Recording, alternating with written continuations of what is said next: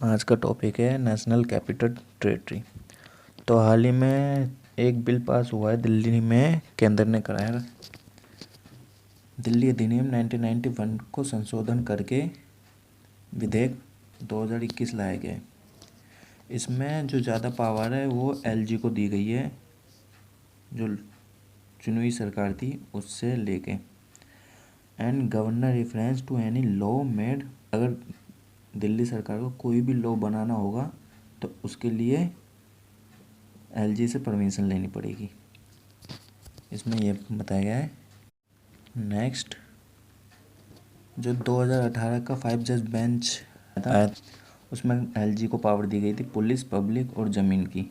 इसके अलावा कहा गया था कि जो भी सीएम है दिल्ली का, मतलब दिल्ली की चुनी हुई सरकार है, उस पर कोई पाबंदी नहीं है कि वो अपना काम एलजी से ही पूछ कर करें।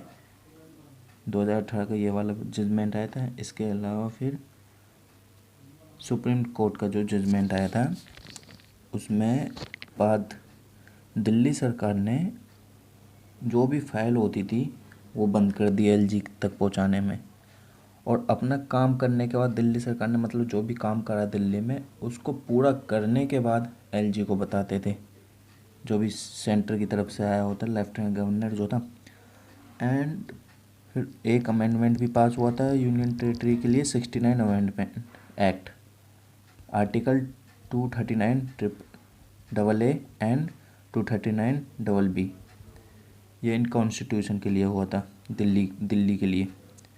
और इसमें चीफ मिनिस्टर की ड्यूटी थी, मतलब उसमें कहा गया था कि आपकी ये ड्यूटी है, आप गवर्नर जो एलजी होता था उसको अपना जो भी काम हो वो इन्फॉर्मेशन सारी की सारी डिटेल एलजी तक पहुंचा, उसकी ड्यूटी थी। मतलब उसका वो दे सकता था या नहीं दे सकता था, उसकी मर्जी होती थी सीएम की।